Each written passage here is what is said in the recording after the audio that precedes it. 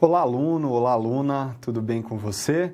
Eu espero que sim. Seja muito bem-vindo, muito bem-vinda. Eu sou o professor Taiguara Finardi Martins e é uma alegria muito grande poder contar com a sua presença e com a sua atenção para a aula de número 3 da disciplina de Direito Empresarial. Como você pode acompanhar pelo quadro, nesta aula de número 3, neste nosso terceiro encontro, nós vamos tratar de um tema muito importante. Nós vamos falar especificamente sobre direito do consumidor e sobre, óbvio, os seus reflexos nas relações comerciais, físicas e virtuais. Como assim, professor? Físicas e virtuais? Aguarda um pouco que você já vai entender por que a gente está tratando desses dois aspectos. Nós vamos ter um momento de contextualização, onde a gente vai falar sobre essa distinção, ok? Veja aí, então, num breve resumo, uma breve síntese dos assuntos que serão tratados nessa aula, a gente percebe que a competência que será construída é a seguinte, preste lá atenção: conhecer e compreender as relações comerciais e seus reflexos entre empresa, empresário e mercado consumidor.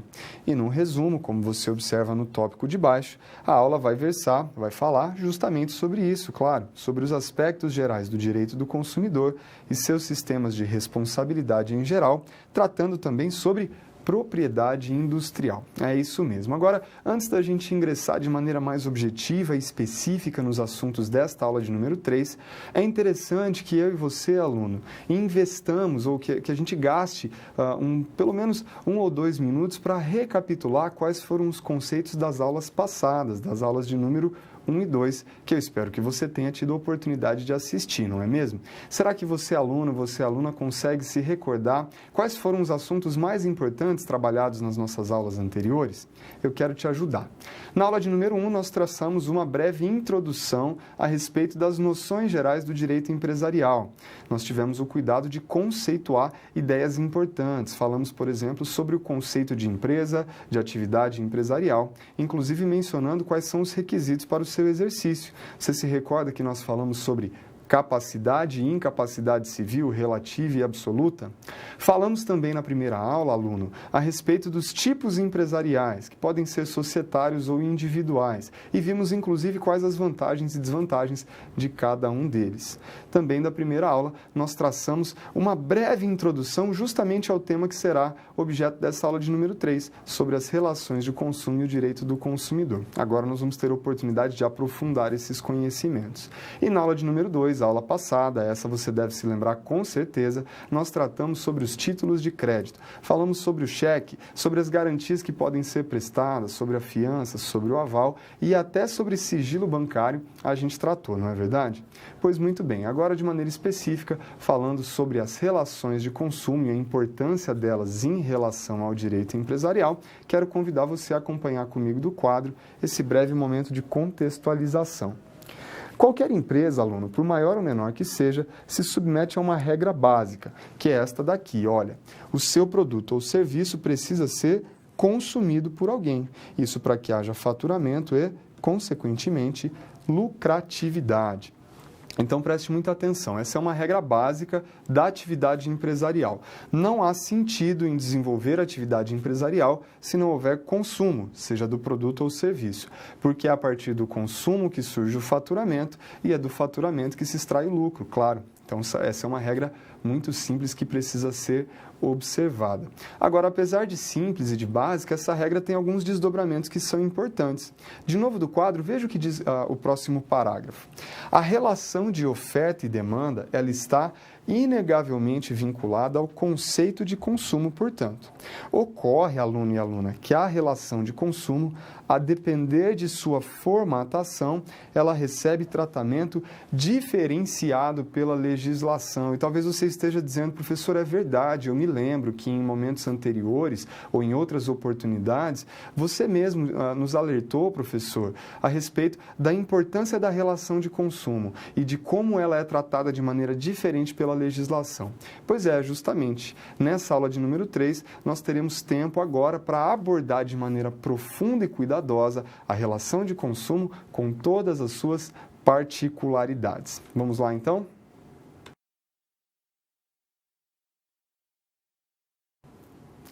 Nós vamos começar trabalhando, aluno, um tema conexo à relação de consumo, que é a propriedade industrial.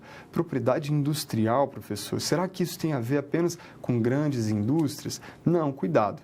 O nome desse conceito talvez possa te induzir ao erro, e é por isso que eu quero, junto com você, observar do quadro qual a definição de direito de propriedade industrial. Agora, para a gente falar sobre esse tema, sobre o direito de propriedade industrial, o primeiro passo, aluno e aluna, é entender que os ativos de uma empresa, eles podem se dividir em duas grandes categorias. Eu vou falar em bens materiais e eu vou falar em bens imateriais.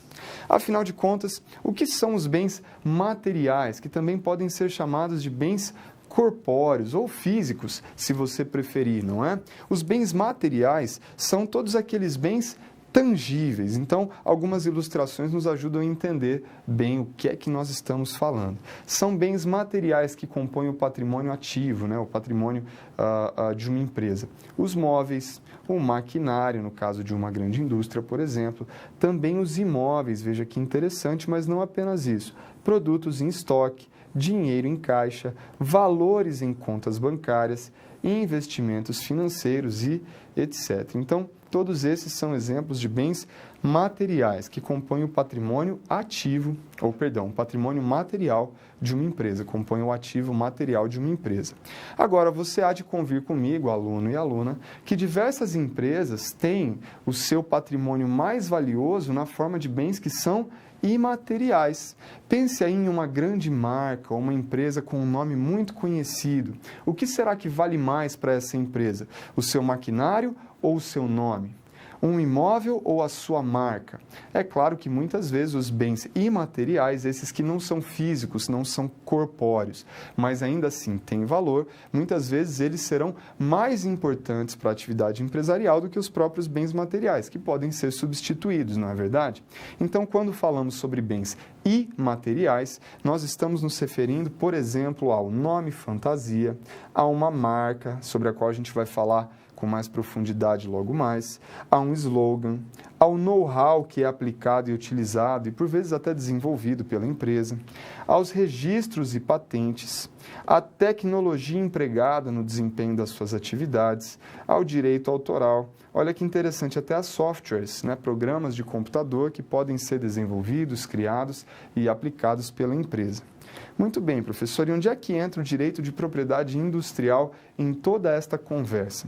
O direito de propriedade industrial, aluno, como você observa aqui de baixo, ele é justamente o ramo do direito que vai disciplinar e proteger o patrimônio imaterial de uma empresa. Então, os bens materiais, esses bens físicos, corpóreos, eles são protegidos pelo direito civil, pelo direito de propriedade em geral. Quando a gente fala sobre os bens imateriais, eles são objeto de proteção do direito de propriedade industrial. E na sequência desse quadro, você consegue observar quais são as principais frentes de atuação do direito de propriedade industrial. De baixo para cima, aluno, acompanhe comigo.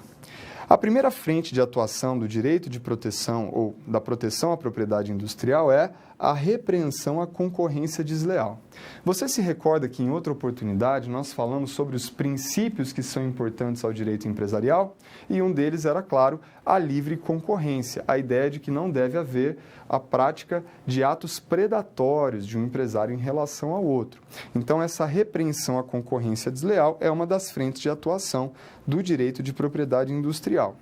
Subindo, também é objeto ou uma frente de atuação do direito de propriedade industrial a repreensão às falsas indicações geográficas. Como assim, professor? O que é uma indicação geográfica? Uma indicação geográfica é um produto ou um serviço, normalmente um produto, que traz na sua embalagem, por exemplo, a indicação de que ele foi produzido em determinado lugar, a fim de atrair clientes. Como você sabe, aluno, algumas regiões, elas são muito famosas por certos produtos, e essa falsa indicação geográfica pode induzir o consumidor ao erro.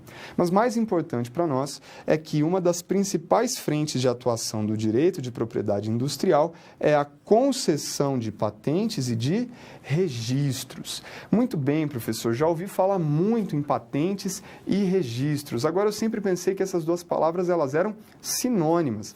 Não, aluno. Patentes e registros são coisas diferentes. Ambos são ferramentas, instrumentos de proteção do direito de propriedade. É verdade, mas comportam procedimentos diferentes e visam atingir objetivos diferentes também. De maneira muito simples, como você pode continuar acompanhando do quadro, a patente ela se destina a proteger as invenções e os modelos de utilidade.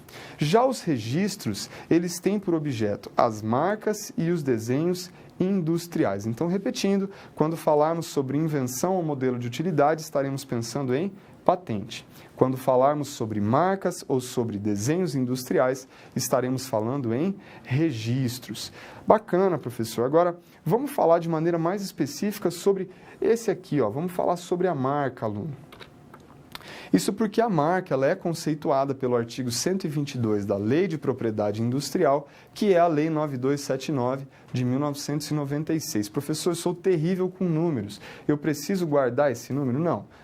Você precisa se lembrar apenas do apelido da lei, Lei de Propriedade Industrial. E o artigo 122 dessa lei define marca como sendo, abre aspas, olha que interessante, aluno, o sinal distintivo visualmente perceptível, não compreendido nas proibições legais. Portanto, uma marca pode ser um símbolo, no caso uma logomarca, uma sigla, uma palavra, isto é, uma maneira que a empresa encontra de se identificar perante os seus consumidores. E aqui embaixo eu trouxe alguns exemplos de marcas muito famosas, que eu tenho certeza que você conhece. Veja que interessante, algumas têm um nome escrito, né? E fica fácil. Agora, essas outras aqui, aluno, não tem nome nenhum. Apesar de não ter nome escrito, eu tenho certeza de que você, visualizando apenas a marca, já identificou a empresa. É verdade ou não é? Isso para você perceber a importância de uma boa marca e o valor que ela pode ter no patrimônio de uma empresa. Agora, nem tudo pode ser registrado como marca, aluno. Existem requisitos estabelecidos pela própria lei também para que uma marca possa ser registrada. E são dois que merecem destaque. Em primeiro lugar, a novidade relativa. É claro, isso porque não se admite o registro de uma marca que seja muito parecida ou idêntica a uma outra marca já existente, para evitar justamente a confusão do consumidor. Talvez você já tenha passado por isso, aluno e aluna. Comprou um produto e achou que estava comprando uma coisa, quando foi ver com cuidado, fala, é um produto falsificado, é uma marca muito parecida que na realidade estava ali só para me induzir, eu que sou consumidor, ao erro, comprei gato por lebre.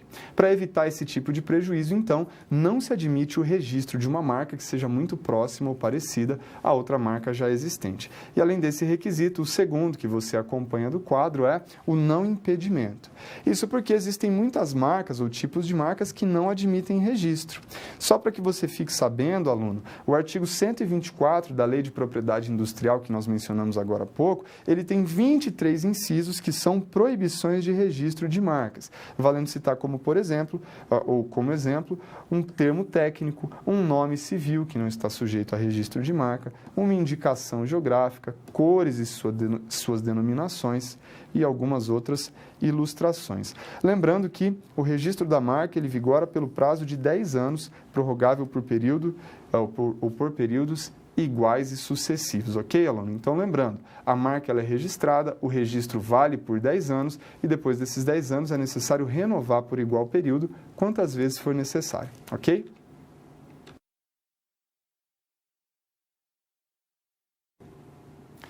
Vamos aplicar na prática os conhecimentos que adquirimos a respeito de propriedade industrial, registros, patentes e principalmente sobre a importância de uma marca na vida de uma empresa. Como nós falamos em outra oportunidade, aluno, a marca ela é fundamental para uma empresa porque a marca ela é justamente o mecanismo por meio do qual essa empresa consegue se identificar perante o seu consumidor, perante os seus clientes. E por que isso é tão importante, professor? Ora, de que adiantaria uma empresa investir na qualidade de seus produtos ou de seus serviços se o consumidor não pudesse ser capaz de identificar quem é a empresa por trás de um produto com tanta qualidade ou de um serviço com tanta qualidade? Não faria sentido nenhum, não é? Então a empresa ela investe em qualidade, ela investe em publicidade, propaganda, porque ela deseja ser conhecida, ela deseja que o seu nome e a sua marca se façam presentes na mente, na cabeça ali do consumidor, não é verdade? Por isso, então, a marca é tão importante e ela merece ser protegida, ela é objeto de proteção do direito de propriedade industrial. Claro, afinal de contas, nós precisamos coibir abusos, não é verdade? Precisamos coibir, por exemplo, a cópia, a falsificação ou outros mecanismos que vão levar o consumidor ao erro, causando prejuízo tanto ao cliente, ao mercado de consumidores em geral, quanto também ao empresário, não é? E para nos ajudar a compreender de forma um pouco mais prática a importância desses assuntos, nós vamos contar com a ajuda de uma situação-problema, que você pode acompanhar agora do quadro. Lembrando que, em diversas situações-problema, nós temos tratado da história do Félix.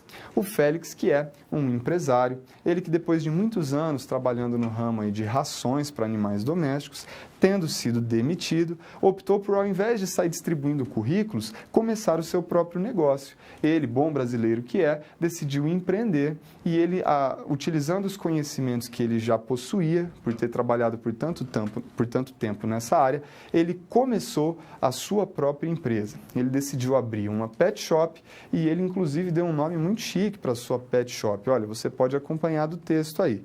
O Félix, ele é o dono de uma pet shop que se chama Cat e Dog. Essa pet shop já está em funcionamento há algum tempo e, a partir desse sucesso inicial, a partir de um bom começo, não é? O Félix decidiu que seria uma boa ideia contratar uma empresa especializada em desenvolvimento de logomarcas para a criação de uma marca de identificação para a sua empresa. Então, ele fez isso, contratou uma empresa especializada, criou-se uma logomarca, um símbolo distintivo por meio do qual o Félix pretendia que a sua empresa pudesse ser identificada perante o mercado consumidor.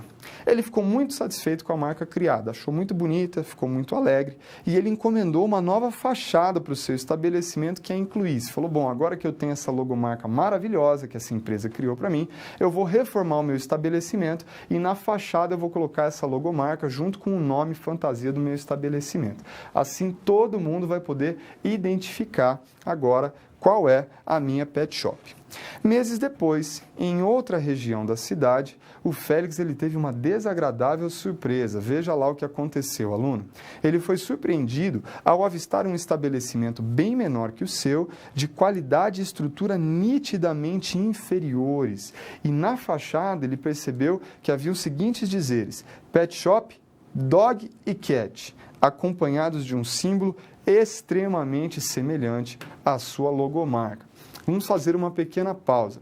Já está muito evidente o que está acontecendo aqui, não é verdade, aluno? O Félix, enquanto empresário, ele está sendo vítima de uma cópia descarada por parte de um concorrente seu. É óbvio que isso não é coincidência, tudo isso que está acontecendo. E o que esse concorrente que está agindo de má fé, de maneira desleal, o que esse concorrente do Félix pretende? Também é muito evidente. Ele pretende desviar ou confundir os clientes da pet shop do Félix, angariando de maneira abusiva essa clientela. Claro, o Félix já teve todo o trabalho duro de investir, provavelmente em treinamento de funcionários, em bons produtos, na qualidade de seus serviços, e agora que a sua pet shop tem um bom nome, uma boa reputação, existem outros concorrentes que, como eu disse, de maneira desleal, estão pretendendo se aproveitar dessa boa fama do pet shop do Félix para desviar, para cooptar a sua clientela. Muito bem, isso infelizmente acontece bastante na prática e o empresário, assim como também o administrador, o contador e outros profissionais que auxiliam o empresário, então todos esses profissionais precisam estar atentos para aquilo que pode e deve ser feito diante dessas circunstâncias. Aliás, a questão da situação-problema é justamente essa, como você acompanha do quadro. Quais medidas o Félix deverá adotar para a proteção do patrimônio imaterial da sua empresa, evitando, então, a confusão entre estabelecimentos e o consequente desvio de clientela? Não está difícil de responder essa situação-problema. Vamos juntos, então, para a resposta. Repetindo a pergunta, que medidas Félix deverá adotar para a proteção do patrimônio imaterial de sua empresa, evitando a confusão entre estabelecimentos e o consequente desvio de clientela? Resposta. O Félix deve, com rapidez, buscar o registro de sua marca. A marca que a gente está falando aqui é CatDog, esse nome fantasia que ele está utilizando. E da logomarca desenvolvida, lembrando que a logomarca é o símbolo distintivo, que provavelmente ficou muito bonito, que foi desenvolvido aí a pedido do Félix. Isso porque a partir desse registro, o Félix ele terá condições de protegê-las e de se opor ao uso indevido por terceiros mal intencionados. Lembrando que essa é a principal função do direito de propriedade industrial, é proteger a marca, o registro, a patente, a fim de garantir a sua exploração lícita e conveniente ao seu titular de direito. A partir do registro, o Félix terá direito ao uso exclusivo da sua marca e logomarca, como eu disse, podendo se opor ao uso indevido e não autorizado, pelo prazo de 10 anos. Agora, é claro que ele pode renovar o registro indefinidamente. E é muito comum que as pessoas tenham a seguinte dúvida: professor, mas e passados esses 10 anos, o que acontece se um espertalhão, por exemplo, correr na frente e tentar fazer o registro dessa marca antes do seu titular de direito? Isso não acontece, aluno, porque passado esse prazo de 10 anos, ou um pouco antes dele se vencer, o titular atual do registro da marca ele tem a prioridade, ele tem preferência na renovação do registro. A possibilidade de registro dessa marca só será aberta ao público, à coletividade, se o seu titular atual, conscientemente ou por algum descuido, não promover a sua renovação dentro do prazo apropriado, ok?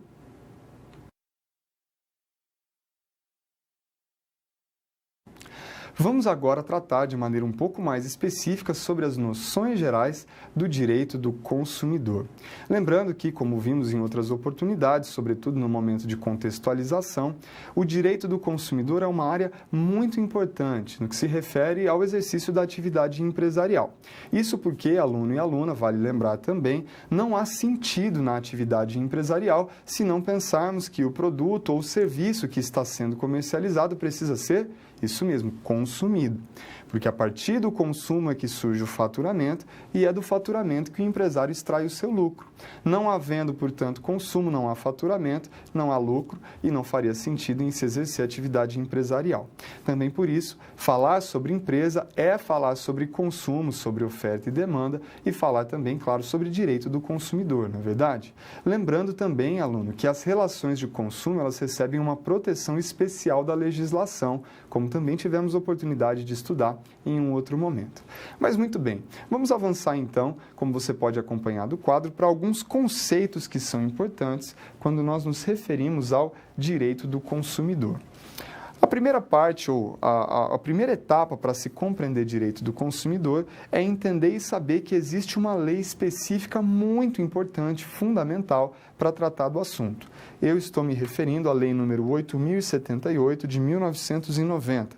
E talvez você, aluno, esteja dizendo: professor, eu anotei o número da lei, mas eu sou péssimo com números, não vou conseguir me lembrar desse número jamais. Não tem problema. É muito melhor, inclusive, que você conheça essa lei pelo seu apelido, que é muito mais famoso. Eu estou me referindo ao Código de Defesa do Consumidor. Ah, professor, sobre esse aí eu já ouvi falar bastante. Inclusive, é comum encontrar cópias do Código de Defesa do Consumidor ao lado dos caixas, não é? Nos comércios e nas empresas em geral. Do Código de Defesa do Consumidor, que é, vale dizer, uma legislação bastante extensa, com dezenas de artigos, nós extraímos alguns conceitos muito importantes, que vão servir de base para os nossos estudos. Por exemplo, o artigo 1º define o próprio Código de Defesa do Consumidor, ao dizer que essa lei estabelece normas de proteção e defesa do consumidor de ordem pública e de interesse social, hein? Além disso, o artigo 2º vai nos definir quem é o consumidor. Será que você, aluno, você, aluna, sabe o que torna uma pessoa consumidora? O artigo 2º do Código de Defesa do Consumidor nos diz que será consumidor toda pessoa, física ou jurídica. Opa, professor, como assim? Quer dizer que a empresa também pode ser consumidora? Pode, as empresas também podem ser consumidoras, viu, aluno?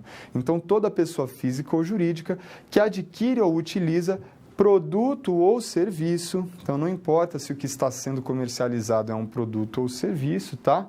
Desde que essa empresa ou pessoa física utilize esse produto ou serviço como destinatário final. E a gente vai falar mais sobre esse tema daqui a pouco, ok? Além desse conceito de consumidor, o artigo seguinte, o artigo 3º, nos traz o conceito de quem é fornecedor.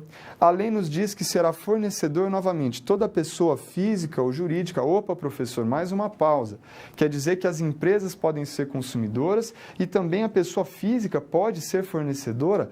Pode, a pessoa física pode ser fornecedora, inclusive também as pessoas jurídicas de direito público, tá? Não precisa ser só empresa privada. Então, pessoa física ou jurídica de natureza pública ou privada, nacional ou estrangeira e até mesmo os entes despersonalizados. Então, todos aqueles que desenvolvam atividade de, e aqui tem uma lista gigante, veja lá, produção, montagem, criação, construção, transformação, importação, exportação, distribuição ou comercialização de produtos ou prestação de serviços. Professor, dá para a gente arriscar dizer que qualquer pessoa que se destine ou que se dedique a colocar algum produto ou um serviço no mercado de qualquer natureza é um fornecedor? É basicamente isso, aluno. Essa legislação aqui ela é bem abrangente na conceituação de fornecedor.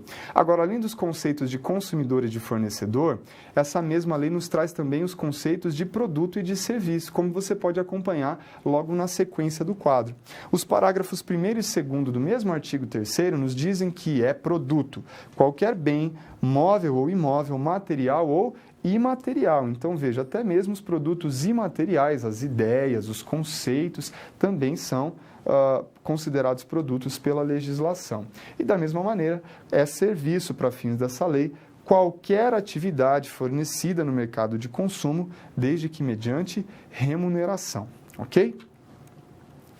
Da mesma legislação, do seu artigo 6º, nós extraímos diversos direitos básicos do consumidor. São 9 incisos que estão listados aqui. Eu não vou fazer a leitura de todos, porque nós não temos tempo e até porque seria um tanto quanto maçante fazer isso nesse momento. Mas quero recomendar a você, aluno e aluna, que anote o artigo 6º do Código de Defesa do Consumidor para uma leitura mais atenta em um outro momento. Lembrando que esses direitos básicos do consumidor serão, consequentemente, deveres dos fornecedores. Claro, se a legislação estabelece um direito ao consumidor, consequentemente, ela está estabelecendo um dever ao fornecedor de observar e respeitar essas circunstâncias.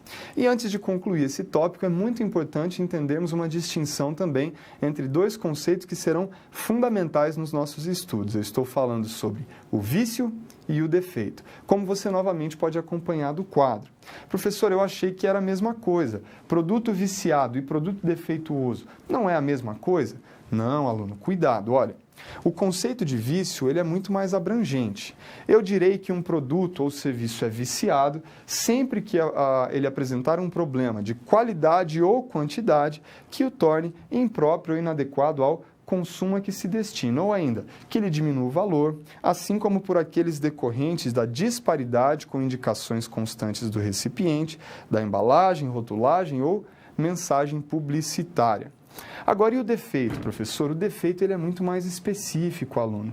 Eu direi que o produto ou serviço é não apenas viciado, mas defeituoso quando ele não oferecer a segurança que dele legitimamente se espera, levando-se em consideração as circunstâncias relevantes. Isto é, direi que há defeito no produto ou serviço sempre que ele colocar em risco a saúde, a vida ou a integridade física do consumidor. E essa distinção entre vício ou defeito ela é fundamental para que a gente possa tratar em outro momento a respeito da responsabilidade do fornecedor por vício ou defeito do produto, ok?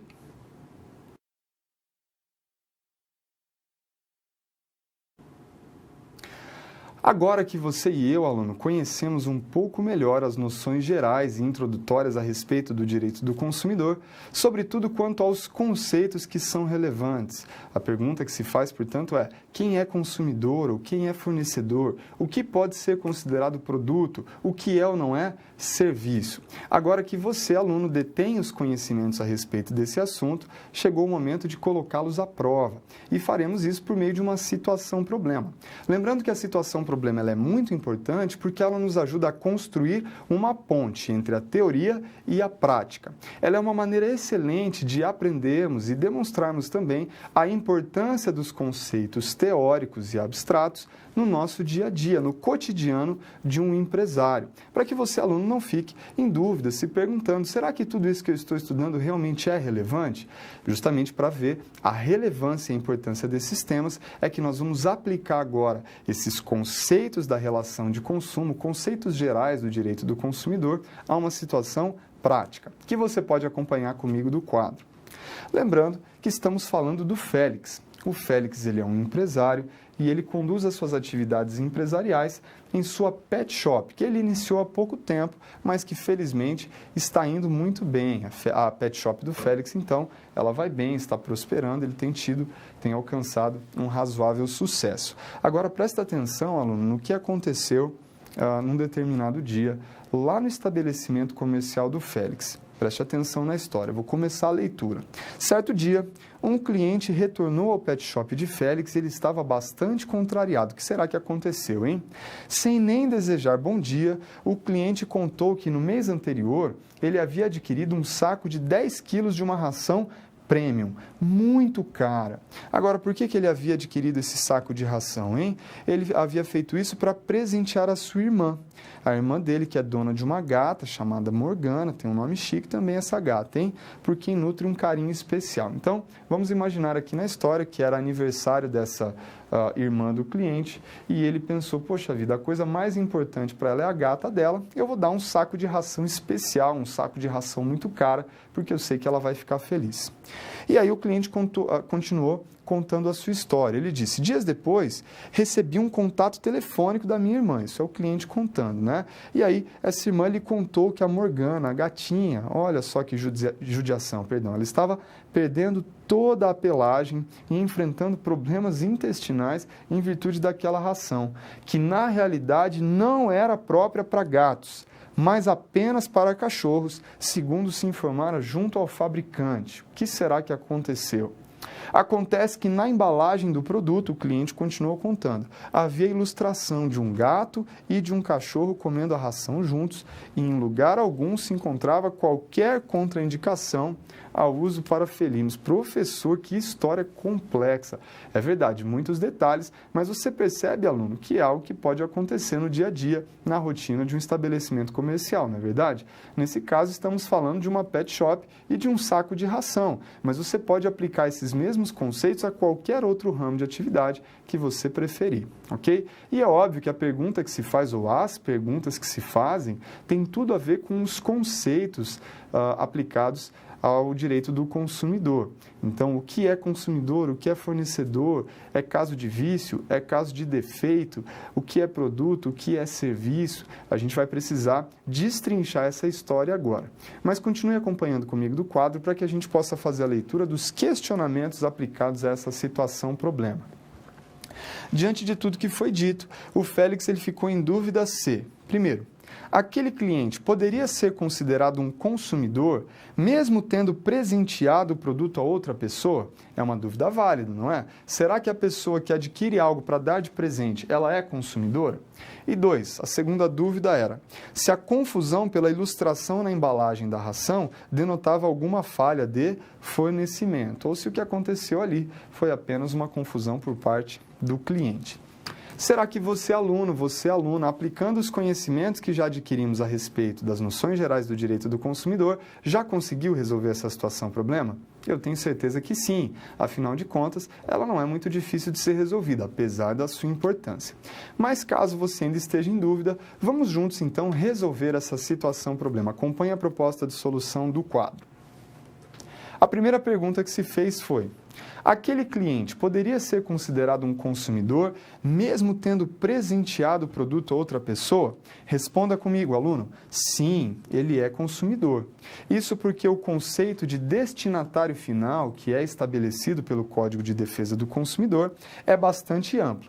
E não exige, isso é muito importante, aluno, não exige que a pessoa consuma o produto de fato, ela própria, podendo utilizá-lo para presentear alguém, por exemplo, como no caso em análise. Então, uma pessoa que adquire um produto para dar de presente a outro, embora não vá ela própria consumi-lo, ela o retirou da circulação, ela o retirou do mercado de consumo. Portanto, nós vamos dizer que ela é consumidora Sim, o destinatário final é um conceito abrangente. Segunda pergunta: a confusão pela ilustração na embalagem da ração denotava alguma falha de fornecimento? Responda comigo novamente, aluno. Sim, há uma falha sim.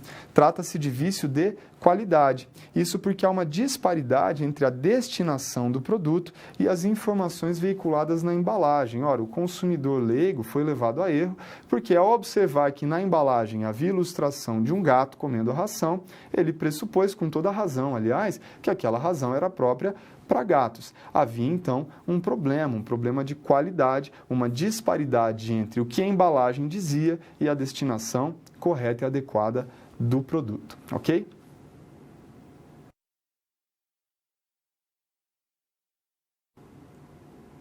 E vamos agora para o meu momento favorito da aula, um momento de interação, que é a oportunidade que você, aluno, tem, com a ajuda do seu tutor presencial, de encaminhar por meio do chat que está conectado a sua dúvida, o seu questionamento a respeito do que estamos tratando na aula, ou quem sabe a sua contribuição. Você tem um comentário a fazer, algo que vai acrescentar. Lembrando que esse momento é muito importante porque ele enriquece demais a nossa experiência, não é verdade? Eu já estou observando que do chat nós temos diversas contribuições que já foram enviadas, mas quero dar a você, aluno, mais alguns segundos para encaminhar por meio do seu tutor presencial a sua dúvida ou a sua participação. E nós já retornamos para responder e logo também na sequência para continuarmos com a nossa aula, ok?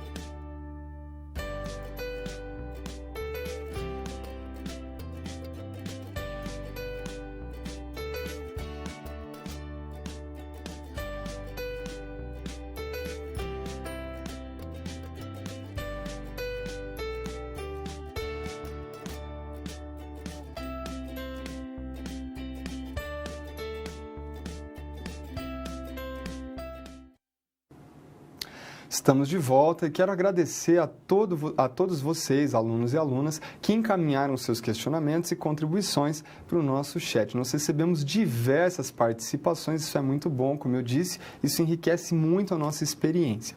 Mas vamos responder algumas perguntas que se mostraram bastante relevantes porque estão conectadas com a nossa aula. Começando por uma pergunta que foi encaminhada pelo polo de Senador Pompeu, no Ceará. Os alunos desse polo perguntam: se já existe outra empresa com o mesmo nome da marca que quero usar, posso registrá-la mesmo assim? Para acontecer o registro, tem de ser em setores distintos?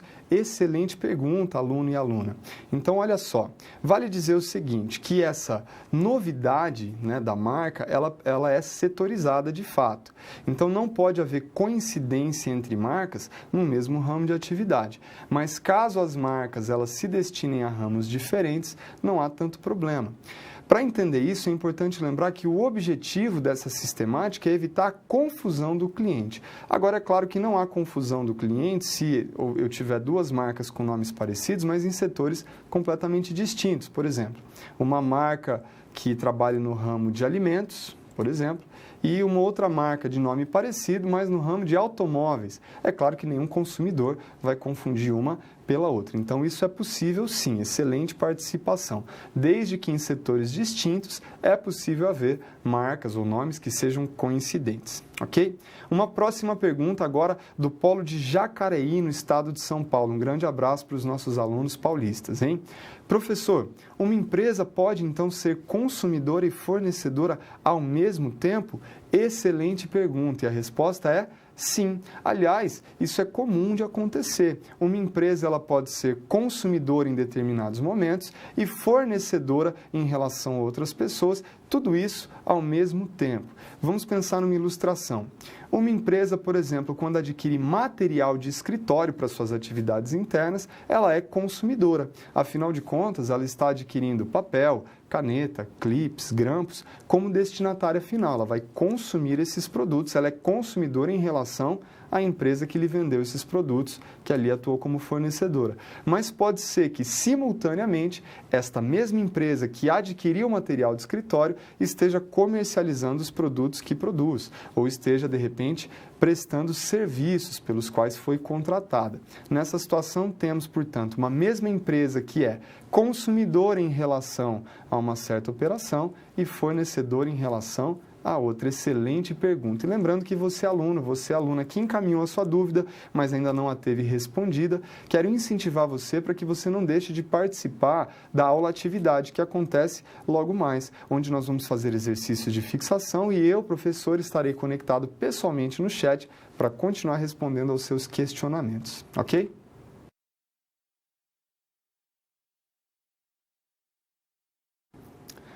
Vamos avançar no estudo das relações de consumo para falar de maneira específica agora sobre um tema muito importante.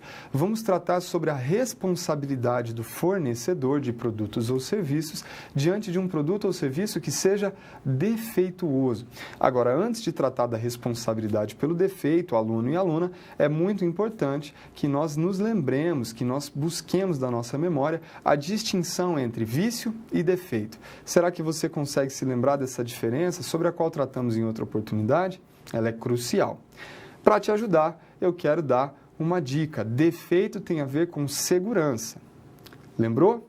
Muito bem, o vício é um problema mais abrangente e genérico. Qualquer problema de qualidade ou quantidade que torne o produto ou serviço impróprio para consumo pode ser chamado de vício. Já o defeito é um problema muito específico, isso porque ele atenta contra a segurança do consumidor, colocando em risco a sua vida, sua integridade física ou sua saúde. Muito bem, agora que relembramos a diferença entre vício e defeito, vamos falar da responsabilidade do fornecedor pelo defeito do produto. Acompanhe comigo do quadro enquanto trazemos uma definição importante. Nós vamos buscar esse conceito, aluno, lá do artigo 12 do Código de Defesa do Consumidor. Segundo o artigo 12, a responsabilidade pelo defeito ela é do fabricante, do produtor, do construtor nacional ou estrangeiro ou do importador. São esses os fornecedores que respondem, independentemente da existência de culpa, pela reparação dos danos causados aos consumidores por defeitos. Lembrando que o defeito é um problema que coloca em risco a segurança do cliente ou do consumidor. Muito bem, o que você nota de importante desse artigo de lei, aluno? Em primeiro lugar, não são todos os fornecedores que respondem por defeitos. Quero repetir porque essa é talvez a informação mais importante desse momento. Não são todos os fornecedores que respondem em caso de defeito do produto ou serviço. Você notou que tem um fornecedor em especial que não aparece nessa lista? Quem prestou atenção sabe que eu estou falando do comerciante. O comerciante, o vendedor do atacado ou do varejo, não responde, regra geral, por defeitos dos produtos ou serviços. Isso porque a legislação entendeu que o defeito normalmente está vinculado à produção, à criação do produto ou do serviço. E por isso não seria justo responsabilizar o consumidor, responsabilizar o comerciante, o vendedor no atacado ou no varejo. Então, repetindo, em caso de defeito, regra geral, o comerciante ele não responde perante o consumidor. Agora, outra informação importante que a gente extrai do artigo 12. A responsabilidade aqui, ela independe de culpa, hein? E você que prestou atenção em outras oportunidades, quando falávamos sobre as modalidades de responsabilidade civil, agora precisa me responder. Essa responsabilidade civil, que independe de culpa, ela é chamada de responsabilidade subjetiva ou objetiva? Acertou você, aluno, que respondeu objetiva. A responsabilidade que independe de culpa é a responsabilidade objetiva, ela é mais grave, ela é mais drástica e preocupante ao empresário. E ela é a regra geral nas relações de consumo, como nós estamos observando. Então, de novo, do quadro, você pode também ver que do parágrafo 2º do artigo 12 há uma exceção a essa regra. O produto ele não será considerado defeituoso, aluno, pelo fato apenas de outro de melhor qualidade ter sido colocado no mercado. Então, cuidado. Se esse produto é ruim, se a qualidade dele não é tudo aquilo que se espera, eu vou dizer que ele é defeituoso? Não, cuidado. Ainda que um outro produto melhor ou mais seguro seja colocado no mercado, isso não significa que o produto se tornou defeituoso. Ele só será classificado como defeituoso se ele, de fato, importar em risco à segurança, à integridade, à saúde, à vida do consumidor. E para te ajudar a lembrar dessa informação, eu coloquei aqui ao lado uma ilustração de um veneno, uma coisa que é tóxica, que, de fato, colocaria, claro, em risco a segurança do consumidor. Embora esse vidrinho de veneno, ele não é defeituoso, né? Porque ele tem uma boa informação aqui na embalagem que deixa claro a sua toxicidade. Seria defeituoso se tivesse veneno e não tivesse um bom rótulo, não é? Então, só para a gente entender do que é que estamos falando. Agora, avançando, aluno, o parágrafo 3º do artigo 12 também traz algumas regras excepcionais. O fabricante, o construtor, o produtor ou o importador, que normalmente são responsabilizados, eles não respondem pelo defeito se eles puderem provar uma dessas 3 situações. 1. Que não colocaram o produto no mercado. Como assim, professor? Se eles puderem provar, por exemplo, que aquele produto ainda era um protótipo, que ele estava em fase de testes, que ele ainda não estava pronto para ser comercializado e que ele só foi consumido, de repente, por acidente, no sentido de que alguém que trabalha na empresa retirou o produto sem autorização e acabou consumindo. Nesse caso, como a empresa comprovou que o produto ainda não estava sendo comercializado, ainda não estava à disposição do público em geral, ela afasta a sua responsabilidade. Prosseguindo do quadro, a segunda hipótese que afasta a responsabilidade por defeito é se a empresa puder comprovar que, embora haja colocado o produto no mercado, o defeito inexiste. Aí é claro, né? Provou que não tem defeito, está afastada a responsabilidade.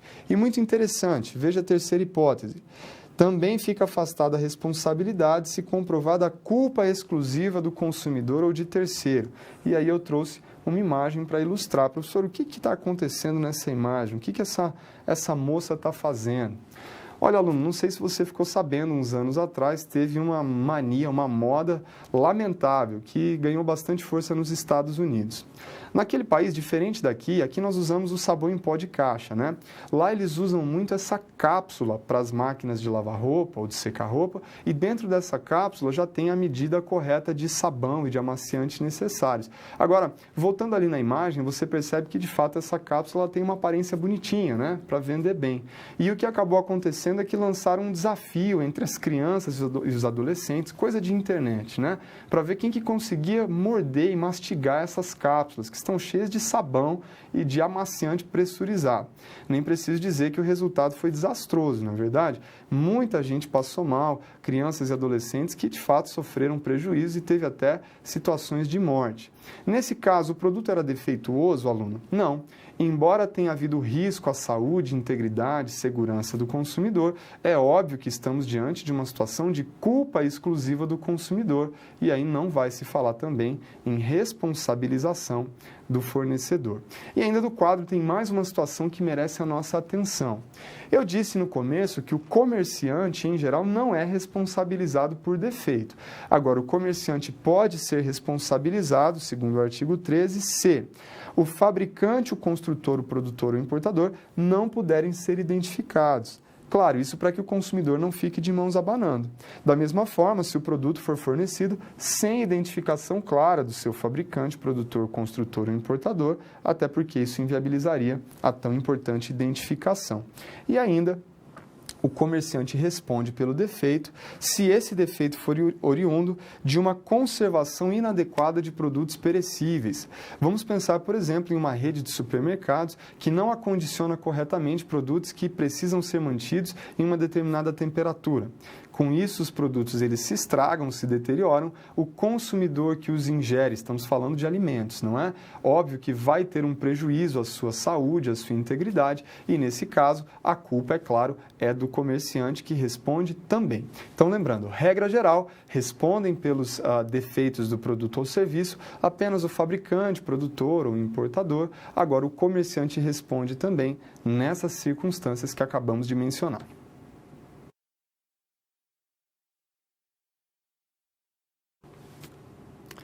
Vamos falar sobre a importância prática dos conhecimentos relativos à responsabilidade do fornecedor, do empresário em geral, pelos defeitos de um produto ou serviço. Para responder essa situação, problema, aluno e aluna, eu já aviso que você precisa ter bem claros na sua memória os conceitos e as distinções entre consumidor, fornecedor, produto, serviço e, principalmente, vício e defeito. Nós vamos ver aqui nessa situação problema um caso prático, uma história fictícia, mas que poderia muito bem ser real, porque você vai perceber que ela representa o dia a dia, o cotidiano de muitas empresas. Bastaria que você, aluno ou aluna, trocasse o ramo de atividade que está na nossa ilustração por algum outro que você prefira.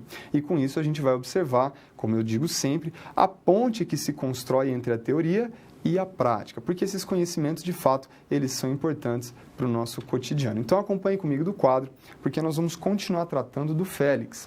O Félix, que é um empresário, ele tem uma pet shop e aí, nos primeiros meses das suas atividades, ele tem alcançado um sucesso relativo, expandiu bem a sua clientela e está prosperando em sua atividade empresarial. Agora, como todo e qualquer empresário, o Félix, no seu dia a dia, ele também enfrenta dificuldades. E para isso, agora, ele vai contar com a sua ajuda, aluno e aluna, e com a minha ajuda, para resolver um problema que acabou de aparecer. Acompanhe comigo a leitura. O Félix passou a vender em sua pet shop coleiras eletrônicas de última geração. Veja que interessante, hein? Para você, aluno que gosta de tecnologia, olha que ideia bacana. Então, essas coleiras eletrônicas de última geração, elas são fabricadas por uma empresa chinesa e importadas por uma pequena empresa brasileira. Opa! Vamos fazer uma pausa, aluno? Aqui já é possível identificar pelo menos 3 empresas diferentes na cadeia de fornecimento, começando pela empresa chinesa, que é a fabricante, passando pela empresa brasileira, que é a importadora, e finalmente desembocando na pet shop do Félix, que é aquela ponta da corda que vende, comercializa no varejo essas empresas, essas coleiras. Apesar de muito caro, o produto ele tem uma função interessante. Veja, ele se sincroniza com o celular do dono e fornece informações acerca do animal por meio de um aplicativo próprio. Então, por exemplo, ele indica a localização exata do animal, deve ter um GPS, não é? Batimentos cardíacos, etc. Eu não sei se esse produto existe ou não, mas é uma excelente ideia, não é verdade, aluno? Inclusive, você que tem vontade de empreender, tem até uma sugestão. Não sei se já existe, mas eu compraria uma coleira dessa para o meu cachorro, com certeza. A Zilda foi uma das primeiras a adquirir a coleira tecnológica. Mas logo na primeira semana de uso, ao dar banho em seu pequeno poodle, no seu pequeno cachorro, ela sofreu uma descarga elétrica fortíssima por conta de um curto-circuito na coleira que lhe causou queimaduras de 2º grau nas mãos. Veja aí que coisa grave. E agora a dúvida do Félix é a seguinte: a sua empresa, sua pet shop, pode ser responsabilizada pelo ocorrido na esfera civil? Estamos falando de uma indenização pelos prejuízos que a cliente veio a sofrer. Como eu mencionei no começo, para resolver essa situação, problema, é muito importante termos bem claros os conceitos de consumidor, fornecedor, vício, defeito e, sobretudo, quais são os termos de responsabilidade civil que se aplicam em cada caso. Eu tenho certeza que você, aluno, você, aluna que prestou atenção nas nossas aulas, você com certeza já matou essa charada, você já conseguiu resolver essa situação. Agora, como de costume, caso ainda paire alguma dúvida, vamos juntos, então, você e eu, resolver essa situação, problema. Acompanhe comigo do quadro. A pergunta que se fez foi: a empresa do Félix pode ser responsabilizada pelo ocorrido civilmente? Muito bem, vamos lá, aluno, nós temos que destrinchar essa situação. A primeira pergunta que precisamos responder é a seguinte: nesse caso, nós temos um vício ou um defeito? Acertou você que respondeu defeito, claro, como está, inclusive, em destaque aqui do quadro. Trata-se de defeito, isso porque houve prejuízo à segurança e à integridade física da consumidora. Vale lembrar que, como nós vimos no texto da situação problema, essa consumidora ela sofreu queimaduras de segundo grau, coisa grave, hein? A próxima pergunta que deve ser feita é a seguinte: em caso de defeito do produto, quais são os fornecedores que respondem pelo prejuízo e quais são os fornecedores que estão excluídos dessa responsabilidade? Bom, nesse caso, o comerciante ele só será responsabilizado se não for possível identificar o fabricante ou o importador, ou se o produto não trouxer essa identificação de maneira clara o suficiente. Essa coleira, esse produto que foi fabricado na China e importado por uma outra empresa, então, se ele tiver as indicações adequadas na embalagem que permitam essa identificação, fica afastada a responsabilidade do pet shop. É o que está dizendo aqui embaixo. Olha, caso a embalagem da coleira indique quem é a empresa fabricante e qual a empresa brasileira responsável pela importação, o pet shop que atuou como mero comerciante não será responsabilizado. Veja, aluno, que informação importante é essa para você, lojista, ou para você que atende um lojista, ok? O produto, ao ser comercializado, ele precisa trazer na embalagem indicações claras de quem é o fabricante ou importador, em caso de um produto que veio do estrangeiro. Isso é de interesse não só do consumidor, mas do lojista, do comerciante, porque caso esse produto seja defeituoso e coloque em risco a segurança do cliente ou do consumidor, o comerciante não será responsabilizado, desde que essas informações estejam expressas e constantes de maneira clara na embalagem, a permitir a identificação dos reais responsáveis, justamente para que o consumidor não fique prejudicado, ok?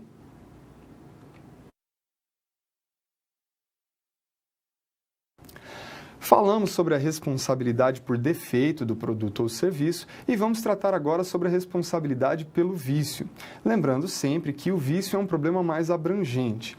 Qualquer problema ou inconsistência de qualidade ou quantidade do produto ou serviço que o torne impróprio ao consumo ou lhe diminua o valor pode ser chamado de vício. Então, de novo, o vício é uma categoria mais abrangente de problema ou situação, enquanto que o defeito, aluno, também vale lembrar, como estudamos em outra oportunidade, é um tipo específico de problema que coloca em risco a segurança do consumidor, atentando contra a sua saúde, a sua integridade ou, em casos mais graves, até contra a sua própria vida. Também, em outro momento, nós falamos sobre a responsabilidade pelo defeito e vimos que, naquela situação, o comerciante ele não responde pelo defeito do produto ou serviço, desde que seja possível ao consumidor identificar quem é o fabricante ou importador daquele produto em especial. E aí entra em questão a identificação disso ou as informações relativas a isso na própria embalagem. Agora, sobre o vício, veja como a legislação dá um tratamento diferente sobre essa situação. Quero convidar você a acompanhar do quadro a redação do artigo 18. O artigo 18 do Código de Defesa do Consumidor, claro, nos diz que os fornecedores, e aqui eu coloquei entre parênteses e em destaque porque isso é importante. Quais fornecedores, professor? Apenas alguns, como no caso do defeito? Não. No artigo 18, nós extraímos a conclusão que todos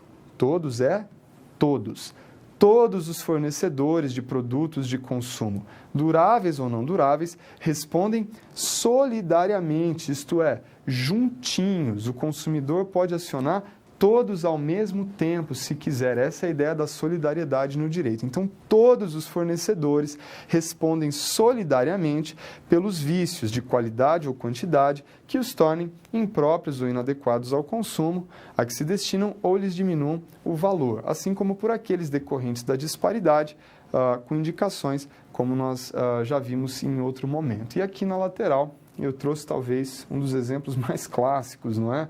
Nossa, professor, não posso nem ver essa imagem que me dá até angústia, né? O famoso cabo de carregador de celular. Você usa uma, duas vezes e ele já se estragou.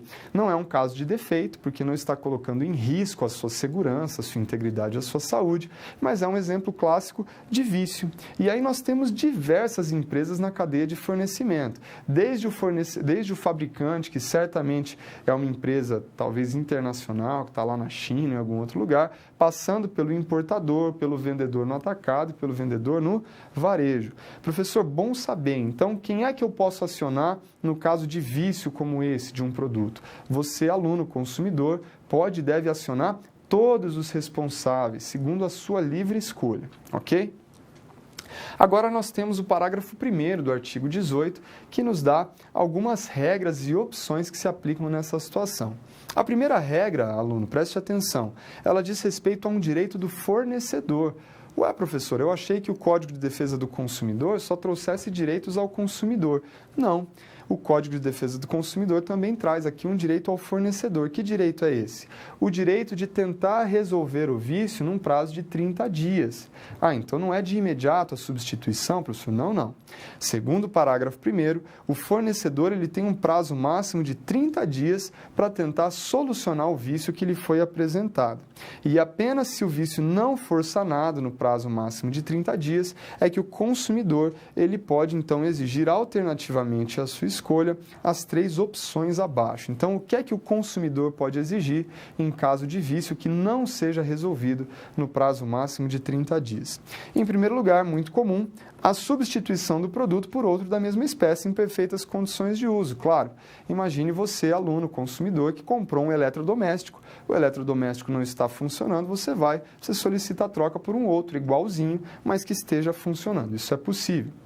Ou, de repente, você ficou desgostoso com a marca. Você disse, eu já não quero mais um produto dessa marca. Eu acho que a marca é porcaria. O que eu quero mesmo é o meu dinheiro de volta. Está aqui, segunda opção, a restituição imediata da quantia paga, monetariamente atualizada, sem prejuízo de eventuais perdas e danos. E aqui podemos até fazer uma pausa, aluno, para dizer que essas 2 primeiras opções são as mais comuns. O que normalmente acontece é justamente isso. O consumidor, ao adquirir um produto viciado, um produto com um problema que lhe torne impróprio ao consumo, ele normalmente ou solicita a substituição do produto por um outro da mesma qualidade, ou a devolução do produto e a restituição do seu valor. Mas veja que o parágrafo 1º que estamos estudando nos traz uma terceira alternativa, o inciso 3 que você acompanha do quadro, que nos diz que o consumidor também pode, em certos casos, solicitar o abatimento proporcional do preço. Isso normalmente acontece quando estamos falando de um produto de valor muito elevado, ou cuja substituição seria muito difícil. Imagine que você, aluno, adquiriu um imóvel de uma construtora. O imóvel é um produto? Sim.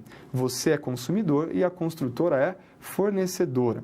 Agora imagine que depois de feita a sua mudança para esse imóvel, você está residindo no local, você identifica um vício, um problema construtivo qualquer que diminui o valor do imóvel, mas não o torna completamente impróprio. Você vai devolver o imóvel e exigir o seu dinheiro de volta? Isso traria uma série de inconvenientes. Você teria que se mudar para outro lugar, procurar um outro imóvel parecido, que talvez nem seja possível. E óbvio que também é impossível que a construtora te dê um imóvel igualzinho, até porque teria que demolir aquele e construir outro no local, inviável. Nessa situação, você pode muito bem, aluno, enquanto consumidor, exigir o abatimento proporcional do preço, que é uma alternativa bastante utilizada em geral, ok? E ainda do quadro você pode observar um outro detalhe importante. Aqui fica o alerta, viu? Eu até destaquei aqui a palavra cuidado. Esse cuidado é para você fornecedor agora, você aluno que é empresário, que é dono de um comércio, por exemplo, ou que trabalha num comércio ou pretende atender um comércio. O artigo 23 do Código de Defesa do Consumidor nos diz o seguinte: a ignorância do fornecedor sobre os vícios de qualidade por inadequação dos produtos e serviços não o exime de responsabilidade. Então, antes de comercializar qualquer produto, é dever do fornecedor se inteirar de suas condições de qualidade e quantidade, sob pena de ser responsabilizado. Então, de repente, o vendedor que comercializa um produto que está viciado, aí depois ele vai dizer, eu não sabia, não identifiquei esse problema.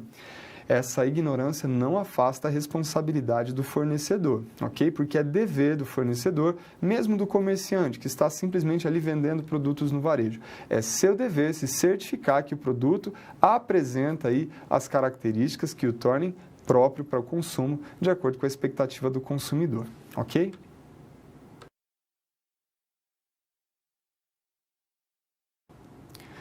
E vamos aplicar agora, na prática, os conhecimentos relativos à responsabilidade do fornecedor por vício do produto ou do serviço. Lembrando novamente que o produto está viciado sempre que ele apresenta qualquer problema de quantidade ou qualidade que o torne impróprio ao consumo, ou ainda que ele diminua o valor, ok? Nós vamos chamar, no entanto, o produto de defeituoso apenas se ele apresentar risco à segurança. Em outras oportunidades, já vimos que a responsabilidade pelo defeito do produto ela é mais restrita e não todos os fornecedores, apenas alguns, é que respondem, regra geral, pelo defeito do produto ou do serviço. Agora, quanto ao vício, também já aprendemos, você e eu, aluno, que a cadeia ou que o contexto de responsabilidade é muito mais abrangente e aí nós precisamos agora colocar em prática essas informações numa situação concreta, para nos ajudar, inclusive, a visualizar a importância desse conceito para o cotidiano, para o dia a dia do empresário. Quero convidar você a acompanhar a leitura comigo do quadro. Afinal de contas, nós vamos dar sequência aí à história do Félix. O Félix, que é um empresário, ele que é dono de uma pet shop e que tem desenvolvido suas atividades com relativo sucesso já há alguns meses.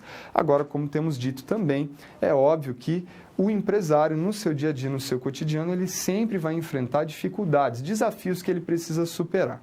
E dessa vez o Félix conta com a sua ajuda, aluno, e com a minha ajuda para resolver essa situação que apareceu para ele. Veja que interessante, olha. O Arquibaldo, é um cliente, ele comprou um peixinho dourado, ao qual chamou de Wanda. Que nomes diferentes, professor? Pois é, tem uma referência aqui, hein? Você que gosta de filme, você que gosta de cinema, pegou a referência, hein? Então, o Arquibaldo comprou um peixinho dourado, ao qual chamou de Wanda.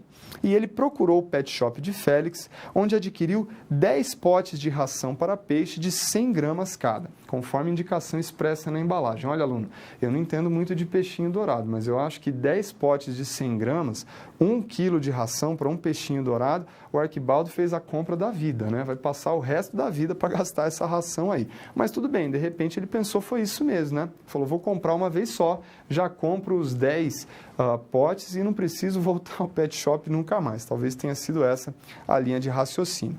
Acontece que o Arquibaldo é um camarada bastante meticuloso. Olha o que ele fez, aluno. Ao chegar em casa, decidiu aferir o volume do produto. Ele leu na embalagem 100 gramas e ele pensou, será que esse fabricante aqui não está me passando a perna? Será que tem de fato 100 gramas desse produto aqui nessa embalagem? Utilizando uma balança de precisão, aqui está escrito pressão, mas é precisão, tá? Utilizando uma balança de precisão, ele constatou que, na realidade, os potes continham apenas 85 gramas de ração cada. Não é que tinha um volume diferente mesmo? Imediatamente ele retornou ao pet shop, o Arquibaldo está indignado aqui. E ele exigiu do Félix a restituição da diferença correspondente a, 50% do valor total pago como forma de compensação. De novo, uma história bastante engenhosa. Aqui, aluno, na situação problema, a gente está falando de um cliente, de um peixinho dourado, de ração para aquário, de uma pet shop, mas você percebe que, trocando o ramo e trocando os produtos, no fundo, estamos falando de uma situação bastante corriqueira. Estamos falando de alguém que compra um produto e percebe que o volume real é menor do que o indicado na embalagem. E agora, hein? Quais são as consequências práticas e jurídicas desse fato? Chegou o momento de responder. Agora, antes, acompanhe comigo a leitura, qual é o questionamento que foi feito pela situação problema e que você e eu juntos vamos atender. O que se pergunta é, Félix, o comerciante, então veja, aqui nessa cadeia de fornecimento, o Félix é comerciante. Ele é responsável pela diferença na quantidade do produto? Ele precisa restituir a Arquibaldo o valor exigido? É uma excelente pergunta que foi feita, não é? Eu tenho certeza que você, aluno, você, aluna, que prestou atenção quando tratávamos sobre a responsabilidade do fornecedor por vício de qualidade ou quantidade do produto, aí você já consegue matar com facilidade essa charada. Mas caso ainda paire alguma dúvida, vamos juntos então para a solução. Primeira pergunta, o Félix é responsável pela diferença na quantidade do produto? Sim. Isso porque, por se tratar de um vício de quantidade, Félix, ainda que comerciante, responde solidariamente com todos os outros fornecedores envolvidos na cadeia de fornecimento. Mas ele poderá buscar direito de regresso contra o real responsável pelo vício. Então, ainda que o Félix se veja obrigado perante o seu cliente a pagar essa diferença ou indenizá-lo por qualquer prejuízo, o Félix poderá depois regredir, isso é, buscar ele próprio uma reparação pelo prejuízo que sofreu contra o real responsável, que nesse caso obviamente, é o próprio fabricante, não é? E a segunda pergunta é, ele precisa restituir a Arquibaldo o valor exigido? Então, só recapitulando, aluno, isso é importante. A embalagem dizia 100 gramas. O cliente percebeu que ao invés de 100 gramas havia 85 gramas. Estamos falando, portanto, de uma diferença de, para você que é bom de matemática, 15%. No entanto, a Arquibaldo exigiu a restituição de 50% do valor pago. Será que essa exigência é justa e obriga o Félix? De novo do quadro, nós observamos a resposta. Não. Havendo inconsistência de quantidade entre o volume real e o indicado na embalagem, o consumidor tem a alternativa de exigir, sim, apenas o abatimento proporcional do preço pago, que nesse caso seria de 15% e não de 50%. Lembrando que o parágrafo 1º do artigo 18 dá 3 opções ao consumidor. Devolver o produto e exigir o seu dinheiro de volta, o Arquibaldo não optou por essa. Solicitar a substituição do produto por algum outro de idêntica característica, mas com as qualidades corretas, também não foi o que ele preferiu fazer. E, em terceiro lugar, manter o produto e solicitar o abatimento proporcional do preço. Essa foi a opção de Arquibaldo, ele só errou na proporção, não é verdade? Se a diferença é de 15%, o abatimento deve ser também, evidentemente, nessa mesma proporção, ok?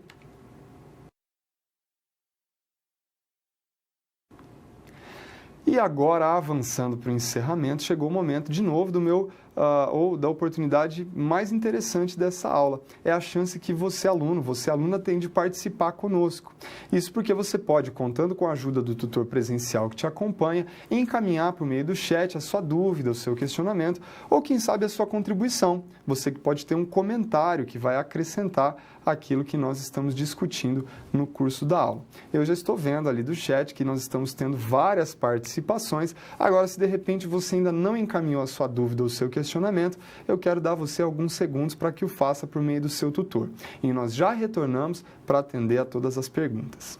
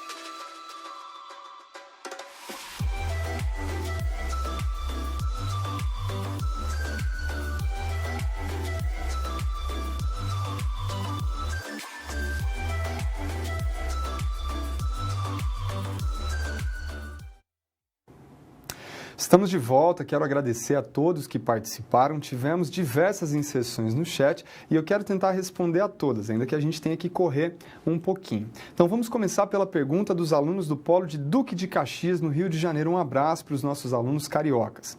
Boa noite, professor. Alunos aqui do Polo perguntam o seguinte: produtos vindos da China também são amparados pela lei do consumidor no caso de defeito? Excelente pergunta. E a resposta é sim. Mas, professor, como é que eu vou fazer para acionar essa empresa chinesa? A empresa está fora do país. Não, você vai acionar o importador, porque esse produto ele entrou no país por meio de uma empresa brasileira que o importou. Em casos de produtos fabricados no exterior, normalmente se aciona o importador, que, como nós vimos pelo artigo 12, responde também pelo defeito. Próxima pergunta agora do Polo de Palmares, em Pernambuco. Um abraço aí para os alunos de Pernambuco. Se o comerciante não responde pelo defeito, por que ao se dirigir ao PROCON, o primeiro a ser citado é o comerciante, onde o consumidor adquiriu o produto, tendo que comparecer até nas audiências? Olha, cuidado, pessoal, não podemos confundir defeito com vício.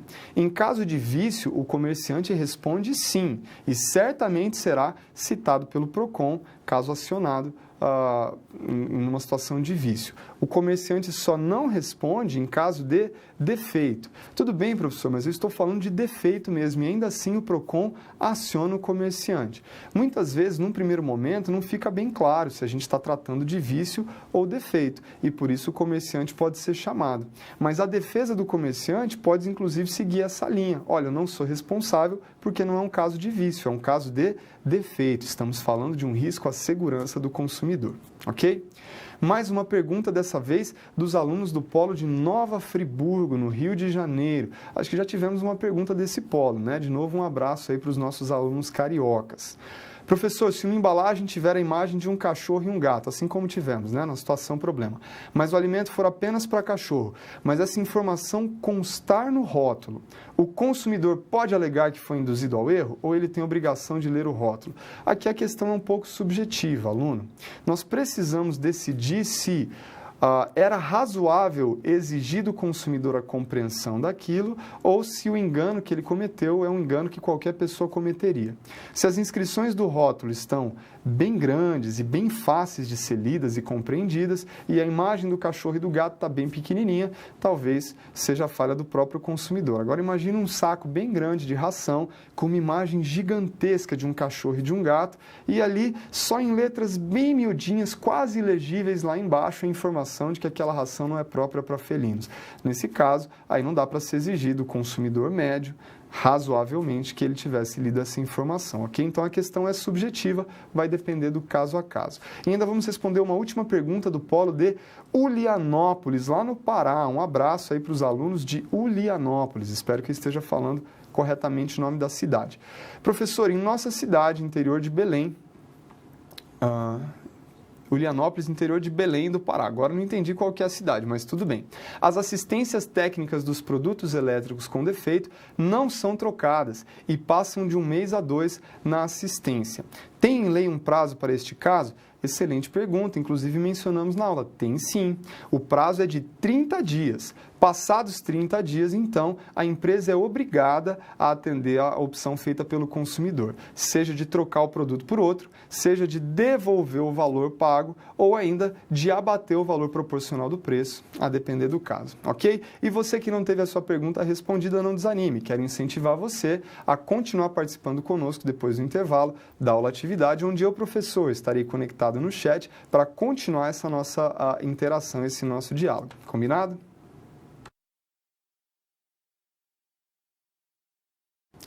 E agora sim, encaminhando para um encerramento, antes de finalizarmos, é muito importante, como temos feito, testar a sua e a minha memória, no momento de recapitulação.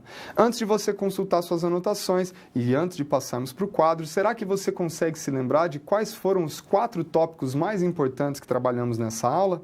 Professor, os 4 eu não lembro, mas eu consigo lembrar de 2 ou 3.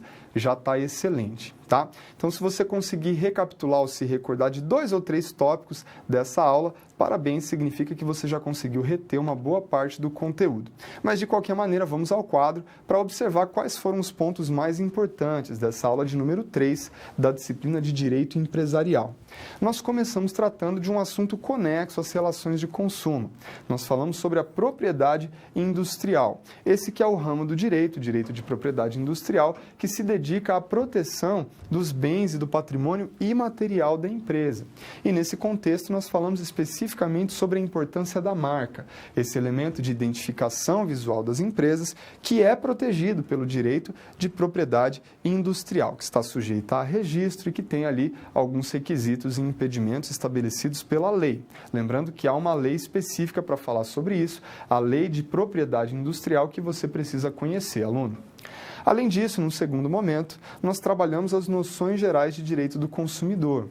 Esse é um ponto muito importante, porque foi aqui que nós trabalhamos o conceito de consumidor, vimos que tanto a pessoa física quanto a pessoa jurídica podem ser consumidoras, assim também tanto a pessoa física quanto jurídica podem ser fornecedoras. Também falamos aqui do que é produto, do que é serviço, Nós vimos que a legislação, em geral, estabelece condições ou circunstâncias bem abrangentes para essa rotulação. E também, nesse momento, aluno, nós falamos sobre a diferença entre o vício e o defeito.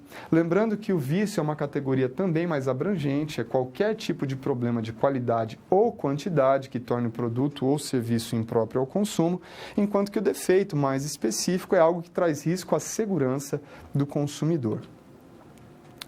Também falamos especificamente sobre as regras de responsabilidade para cada um desses casos, tanto defeito quanto vício. A principal diferença, é bom lembrar, é que, em se tratando de defeito do produto ou serviço, a responsabilidade não é de todos os fornecedores, mas apenas de alguns, listados ali pelo artigo 12 do Código de Defesa do Consumidor, sobretudo o fabricante, o produtor ou o importador, não é? Já quanto ao vício do produto ou serviço, aí a responsabilidade é de todos os fornecedores, inclusive solidária, ok? Portanto, no caso de vício, o comerciante responde também. E vimos nessas duas circunstâncias algumas regras de exclusão de responsabilidade, como, por exemplo, culpa exclusiva do consumidor, como tivemos a oportunidade de tratar na ilustração que foi fornecida. Muito bem, quanta coisa a gente estudou nessa aula de número 3, não é, aluno? Eu tenho certeza que essa aula, esse nosso diálogo foi tão produtivo para você como foi para mim, porque, como eu sempre digo, ensinar também é continuar aprendendo, sobretudo quando a gente tem tanta participação, tanto engajamento. E, aliás, por isso, quero encerrar também agradecendo a você, aluno, a você, aluna, que prestou atenção, que esteve conosco durante esse momento, sobretudo a você que participou com a ajuda do seu tutor, encaminhando a sua dúvida, o seu questionamento. Também encerro incentivando você a aproveitar todo o material de apoio que está à sua disposição. E, claro, não poderia finalizar, na verdade, sem desejar a você um grande abraço, né? Sem mandar a você um grande abraço, na expectativa de que a gente se encontre na nossa próxima aula. Até lá!